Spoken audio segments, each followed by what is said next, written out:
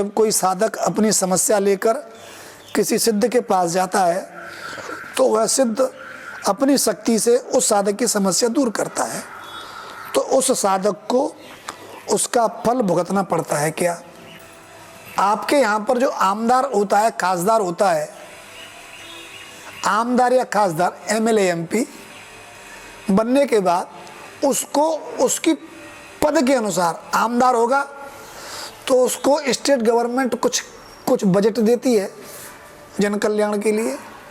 खासदार होता है तो कुछ ज़्यादा देती है, मंत्री होता है तो कुछ और ज़्यादा दे देती है, कैबिनेट मंत्री होता है तो कुछ और ज़्यादा दे देती है, और मुख्यमंत्री होता है तो पूरे राज्य के कोष पर उसका अधिकार होता है, वो कोई भी घोषणा कर सकता है। यही गुरुओं का, सिद्धों का वर्ग होता है। कोई सिद्ध अपनी ओर से कुछ नहीं देता है। सचमुच का सिद्ध है तो अभी मेरी बात को थोड़ा बारीकी से समझना। सचमुच अगर वो सिद्ध है तो वह अपनी एनर्जी को एक क्षण के लिए भी वेस्ट नहीं करेगा, क्योंकि वह एनर्जी के कंजर्वेशन को जानता है, उसके संरक्षण को जानता है। सिद्धत्व का अर्थ है अहंकार से रहित हो जाना। जब अहंकार ही नहीं है तो कोई चमत्कार क्यों दिखाएगा भाई? तुम किसी गुरु के पास जाओ, गुरुजी चमत्कार दिखा दो, गुरुजी के अंदर थोड़ा ईगो पड़ा होगा तो चमत्कार दिखा देंगे।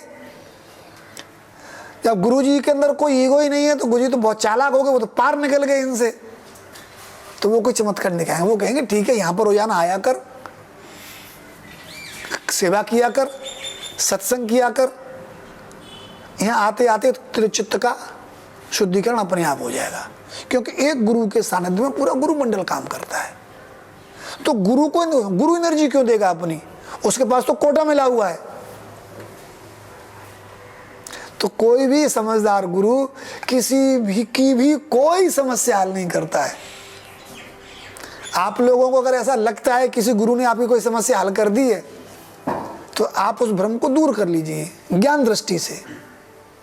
ऐसा नहीं है कि उसके पास बल नहीं है, उसको बल मिलता है, और ऐसा नहीं उसका उपयोग नहीं करता है, लेकिन वह उसका उपयोग विवेक पूर्वक करता है।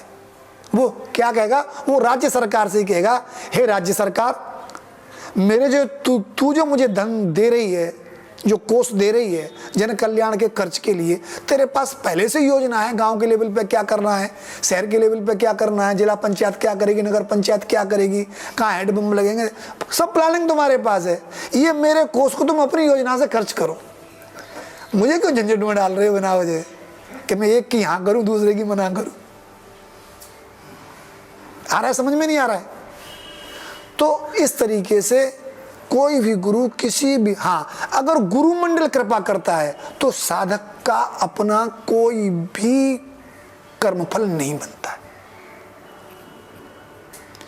और अगर गुरु अहंकार युक्त है और उसने संकल्प पूर्वक अपनी सिद्धि के कोष में से तुमको थोड़ा सा बल दिया है तो तुमको उसको रिटर्न भरना पड़ेगा। तो तुमने लोन लिया है।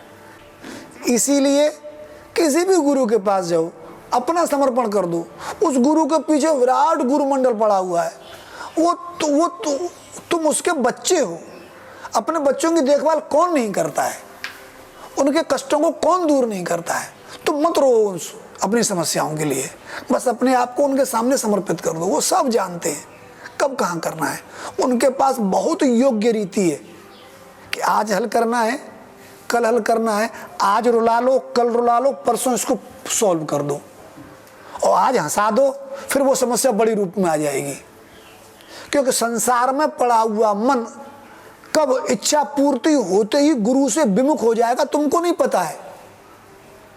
थोड़ी सी सांसारिक इच्छा की पूर्ति हुई, गुरुजी, अरे गुरुजी बने रहते हैं, मेरा काम था, मतलब था, तो मेरा काम हो गया, काम खत्म हो गया। कहा कि गुरुजी, गुरु मंडल इन सब चीजों को जानता है कि तुम कितने पानी में तैर रहे हो। वो तुमको उतना ही क्वाइट ऑप्टिम सॉल्यूशन देगा जितना जरूरी है। तुम्हारी साधना नहीं बिगड़े, तुम्हारी आध्यात्मिक उन्नति नहीं बिगड़े और तुम टिके रहो, उतना तुमको देगा।